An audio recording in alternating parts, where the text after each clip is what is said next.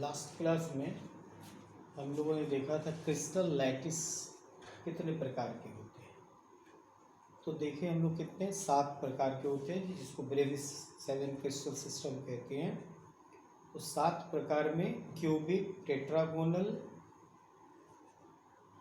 ऑर्थोरॉम्बिक, monoclinic, hexagonal, rhombohedral और triclinic, ये 7 प्रकार के थे, जिनको हम EBC एजेस और एंगल अल्फा बीटा गामा के बेस पर अलग अलग क्लासिफाई किए। अब हम लोग उसमें सॉलिड स्टेट को के बारे में और अधिक जो स्टडी करेंगे वो क्यूबिक लैटिस को एग्जांपल लेकर, ठीक है। तो हम लोग फर्स्ट ऑफ ऑल देखें हम types of cubic unit cell, मतलब घनाकार इकाई कक्ष के प्रकार। तो घन इकाई कक्ष के प्रकार हम लोग देखेंगे 4 प्रकार के बेसिकली हम लोग पहचाने। पहला है simple cubic, face centred cubic unit cell, body centred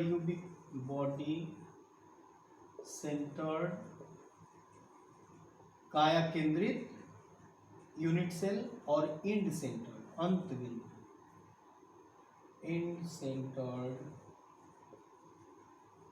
cubic unit cell. तो ये 4 प्रकार के होंगे। अब होंगे कैसे?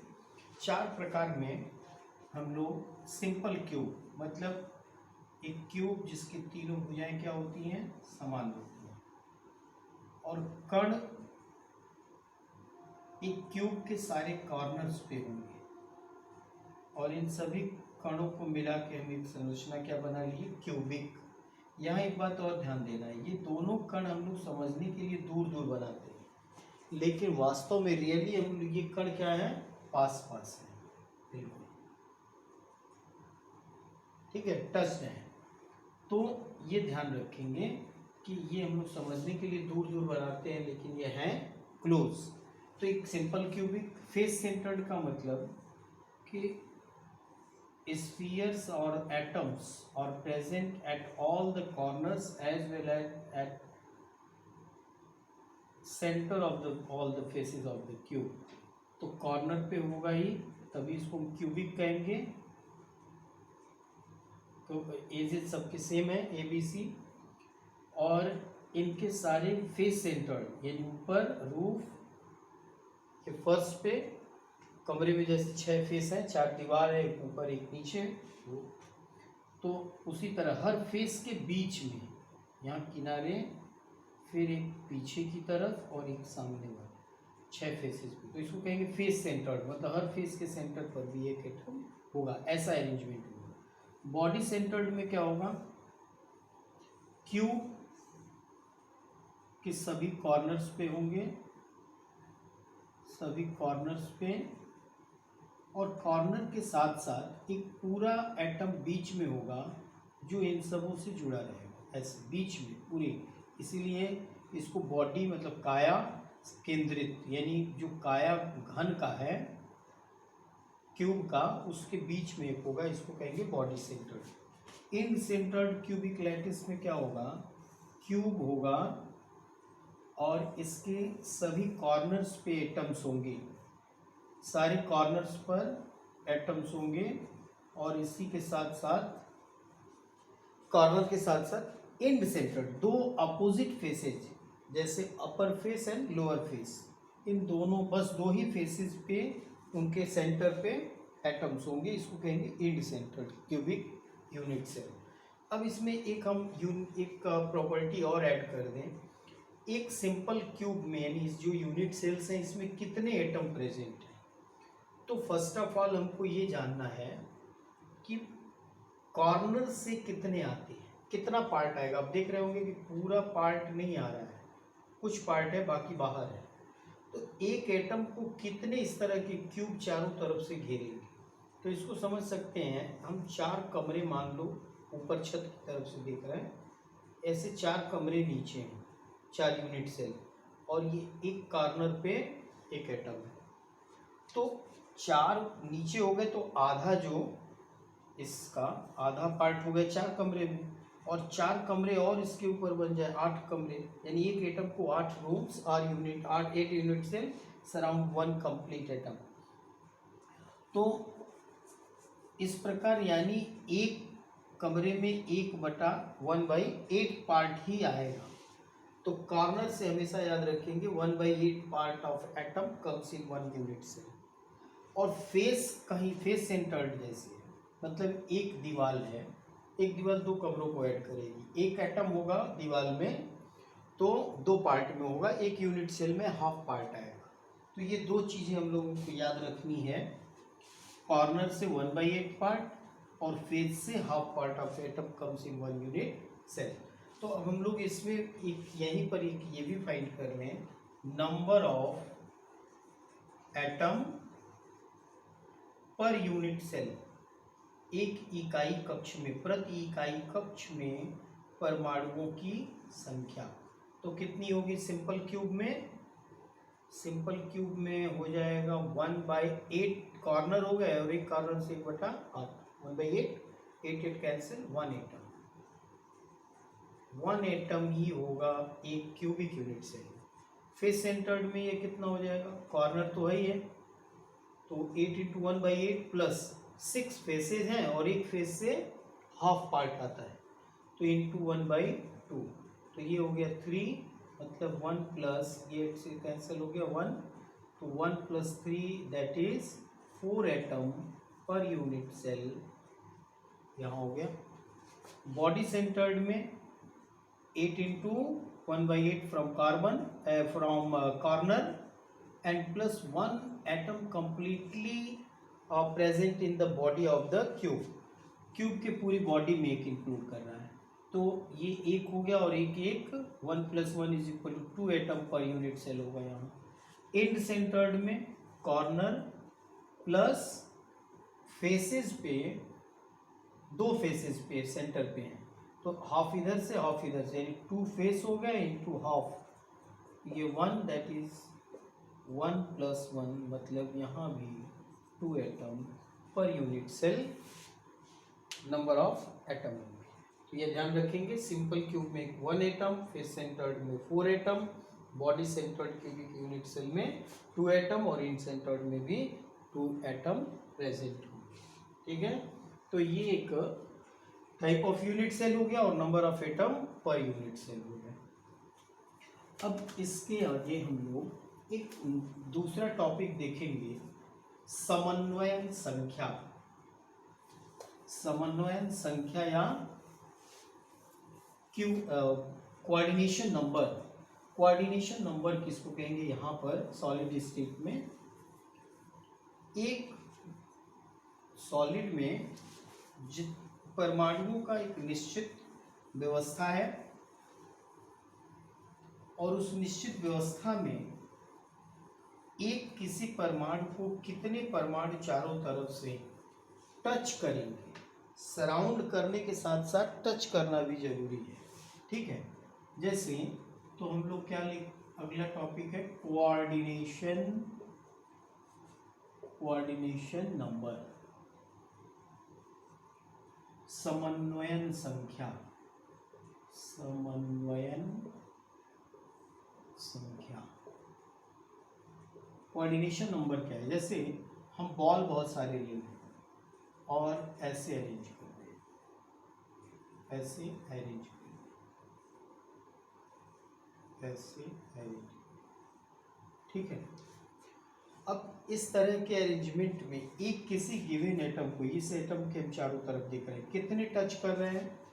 1 2 3 4, सराउंड ये भी कर रहे हैं लेकिन इसको टच नहीं कर रहे हैं, तो इनको हम कोऑर्डिनेशन नंबर में नहीं ले रहे हैं। Number of atom which touch A given atom, जितने टच करेंगे उनको हम कहेंगे कोऑर्डिनेशन नंबर। इसका मतलब इसका कोऑर्डिनेशन नंबर हो जाएगा कितना? 4। ऐसे ही हम लोग एग्जांपल ले सकते हैं कि इस तरह की व्यवस्था हो जाए ऐसे इस तरह। तो यहाँ एक गिवन होगा, इसको कितने टच कर रहे हैं, 1 2 3 4 5 6, 6 कर रहे हैं, कोऑर्डिनेशन नंबर 6। तो इस तरह से जितने एटम को एक ही उसी के लेयर में या ऊपर नीचे सब मिलाकर जितने टच करते हैं, total number of atoms surrounded and touch the given atom is known as coordination number, और उसको कहेंगे समन्वय संख्या। ठीक है, तो ये प्रॉपर्टी हम लोग समन्वय संख्या सॉलिड स्टेट के लिए, सॉलिड के लिए प्रॉपर्टी बताते हैं। अब हम लोग नेक्स्ट टॉपिक ये देख रहे हैं, समन्वय संख्या के बाद क्लोज पैकिंग की। क्लोज पैकिंग, क्लोज पैकिंग का मतलब ये है कि सॉलिड में एटम्स एक दूसरे से पैक्ड है। अब उसमें पैकिंग की जो व्यवस्था होगी वो अलग अलग हो सकती है, जिसमें दो अलग अलग अरेंजमेंट जो होंगे, उसमें दो इम्पॉर्टेंट ये हैं कि एक को हम कहेंगे 2 डायमेंशनल, द्विविमीय रूप से व्यवस्था हो सकती है, या त्रिविमीय रूप से व्यवस्था हो सकती है। तो द्विविमीय और त्रिविमीय का मतलब क्या है कि यदि लंबाई और चौड़ाई में यदि हम बॉल को या उसको सजाते हैं, जैसे एक बॉल, बहुत सारे बॉल लें और एक लेयर बिछा दें, एक डब्बे में लें एक लेयर बिछा दें, तो उसको कहेंगे 2 डायमेंशनल अरेंजमेंट, द्विविमीय व्यवस्था। और एक होता है कि एक लेयर बिछाए, फिर दूसरा, फिर तीसरा, चौथा, ऐसे बहुत सारे लेयर्स कर दें, तो हाइट में जब आ गया तो उसको क्या कहेंगे, त्रिविमीय या 3 डायमेंशनल स्पेस लैटिस। तो close packing that is the mode of closely packed solid particles. So how the particles of solid closely packed with each other is known as close packing. Close packing दो तरह की हो जाएगी। एक को हम कहते हैं, क्या अभी बता रहे थे, 2 dimensional close packing, and second one 3 dimensional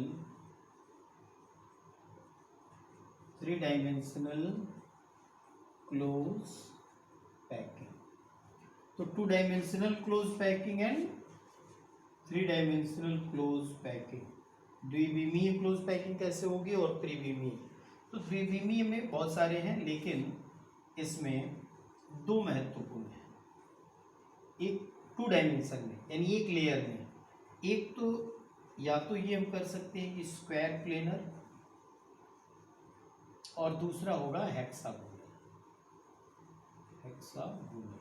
अब स्क्वायर प्लेनर में क्या होगा, एक लाइन जैसे हमने एक बिछा दी, और फिर इसके जस्ट पीछे, यानी sphere of second row just behind the first row, पहले रो के जस्ट बिहाइंड, पीछे होगा, ऐसे बिछाते चलिए। एक ही लेयर में ये हैं, 2 डायमेंशन लेंथ एंड विड्थ में।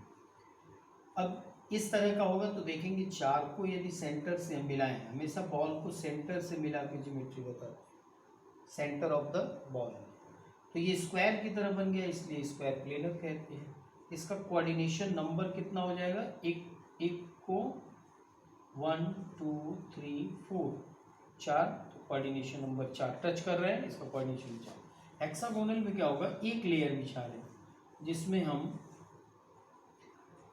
पहले लेयर के यहाँ जस्ट बिहाइंड था, यहाँ जस्ट बिहाइंड नहीं रखेंगे, इसके डिप्रेशन में ये जो गर्त बन रहा है यहाँ फिट कर रहे हैं, इस तरह ऐसे फिट कर रहे हैं, ऐसे फिट कर, तो इसको हम कहेंगे हेक्सागोनल। और भी इधर बना सकते हैं।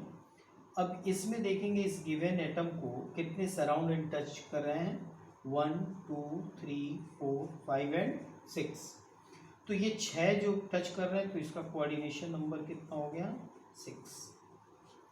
तो ये एक लेयर में अरेंजमेंट मुख्य रूप से 2 तरह से ये हो सकता है कि the sphere of second layer just present behind the first layer, and in this hexagonal close 2 dimensional close packing the sphere of second row just present in the depression of first. ठीक है, तो यहाँ coordination number 6 हो गया, यहाँ coordination number 4 हो गया। तो ये 2 डायमेंशनल में 2 तरह के हो गए। अब 3 डायमेंशनल में, 3 डायमेंशनल को हम लोग देखें, 3 डायमेंशनल में भी 2 प्रकार के होंगे, 2 टाइप के होंगे। There are 2 types of 3 dimensional close packing of particles in the solid, and these 2 types will be, first one, cubic close packing, cubic close packing, cubic close packing 3 dimensional होंगे, मतलब एक लेयर, फिर दूसरा, तीसरा, चौथा layer, बहुत सारे layers हो तो कैसे बनेगा क्यूबिक क्लोज पैकिंग। और दूसरे को यहाँ भी हेक्सागोनल है, लेकिन दोनों में हेक्सागोनल क्लोज पैकिंग, दोनों में, वहाँ भी था 2 डायमेंशनल में भी, दोनों में डिफरेंस ये है कि ये एक ही लेयर में एक एटम को 6 सराउंड कर रहे थे। यहाँ हेक्सागोनल क्लोज पैकिंग में ये 3 डायमेंशनल होगा। अब अरेंजमेंट कैसे होगा क्यूबिक क्लोज पैकिंग में, यहाँ थोड़ा सा कणों के लेयर्स के बारे में हमको इमेजिन करना होगा, क्योंकि 2 डायमेंशन में 3 डायमेंशनल रिप्रेजेंटेशन थोड़ी मुश्किल होगी। अब उसको समझ सकते हैं हम लोग आसानी से कैसे। एक लेयर जैसे बॉल हम बिछा लें, एक लेयर, और उस लेयर में करना क्या है, फर्स्ट लेयर और यहाँ इसके डिप्रेशन में सेकंड लेयर, ऐसे डिप्रेशन में सेकंड लेयर बिछाना, ऐसे। तो ये फर्स्ट लेयर हो गया, तो फर्स्ट लेयर ए मान लेंगे। अब इसमें आप देखेंगे यहाँ जो 3 मिल के एक गर्त बन रहा है, 3 स्फीयर के बीच में यहाँ जो खाली स्थान है, इसमें ट्रायंगल जैसा खाली स्थान बन रहा है। इसमें इसका शीर्ष ऊपर है और इसी के जस्ट बगल में, यहाँ जस्ट बगल में एक ऐसा ट्रायंगल दूसरा खाली स्थान बन रहा है जो नीचे की तरफ इसका एपिक है। तो ऐसे ही ये ट्रायंगल में ये बनते जा रहे हैं, ऐसे ऐसे बन रहे हैं। ऊपर वाले एक टाइप के हैं, तो इसको हम लोग कर लें ए, स्मॉल ए, और इसको कर लें बी। तो हमको याद रखना है क्यूबिक क्लोज पैकिंग तब होगा जब, अब सेकंड लेयर में, ये फर्स्ट लेयर ये हो गया, सेकंड लेयर में केवल ए पर रखेंगे, केवल ए पर रखेंगे, यहाँ पे बी पे नहीं रखना है, हम रख भी नहीं पाएंगे यदि सारे। अब सेकंड लेयर को हम इसके ऊपर रखें, फिर यहाँ रखें ऐसे, फिर यहाँ रखें, तो हम ये देखेंगे कि सेकंड लेयर अलग हो गया बी, लेकिन जो फर्स्ट लेयर का डिप्रेशन था यहाँ पे, फर्स्ट लेयर का डिप्रेशन, उसी पे सेकंड लेयर का डिप्रेशन बन गया। तो मतलब अब तीसरा रखेंगे लेयर यहाँ पर, तो ये भी एक अलग लेयर बन जाएगा। तो यहाँ याद रखना है कि फर्स्ट लेयर अलग होगा जब ये पर रखेंगे सारे को, तो बी लेयर अलग हो जाएगा, फिर तीसरा, फिर सी लेयर अलग होगा, लेकिन जब इस सी लेयर पे चौथा बनाएंगे तो फिर ए आ जाएगा। इसका मतलब क्यूबिक क्लोज पैकिंग को हम कह सकते हैं ABC type of close packing, ABC type of close packing. ठीक है, हेक्सागोनल क्लोज पैकिंग जो होगी, इसमें फिर फर्स्ट लेयर वैसे ही बनाना है, लेकिन डिफरेंस बस ये हमको करना है, डिफरेंस ये करना है कि यहाँ पे क्या होगा, जो थर्ड लेयर, सेकंड लेयर होगा वो बी वाले पे, ऐसे जो ये सारे बी पे रखेंगे, यहाँ यहाँ यहाँ। तो बी जब रखेंगे तो इन तीनों से जो डिप्रेशन बन रहा है यहाँ पर, यहाँ पे जो डिप्रेशन बनेगा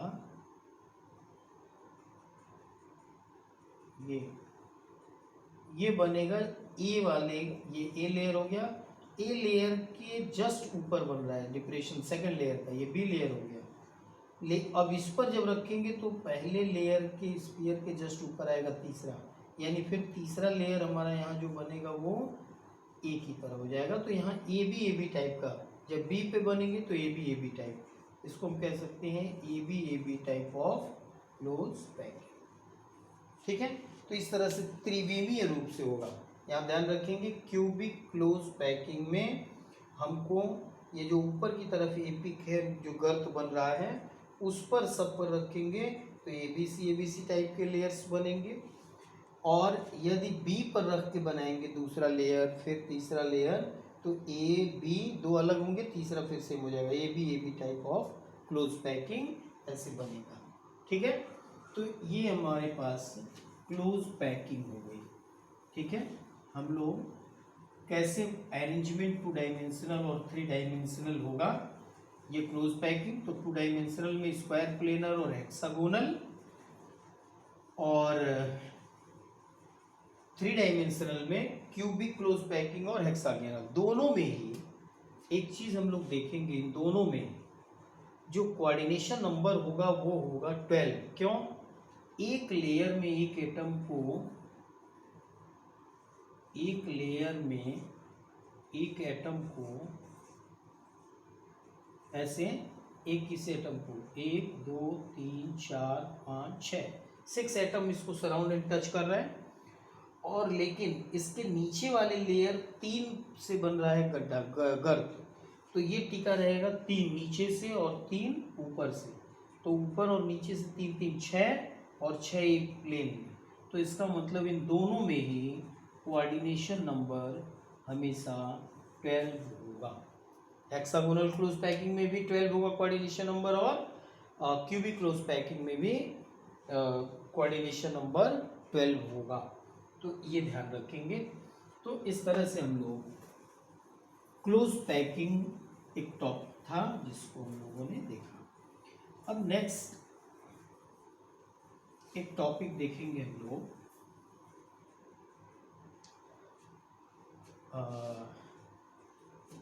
कैसे हम लोग radius of atom different unit cells में कैलकुलेट करेंगे। अलग अलग यूनिट सेल्स में एटम का रेडियस अलग अलग कैसे आ जाता है। ठीक है, तो उसको अगले क्लास में देखते हैं।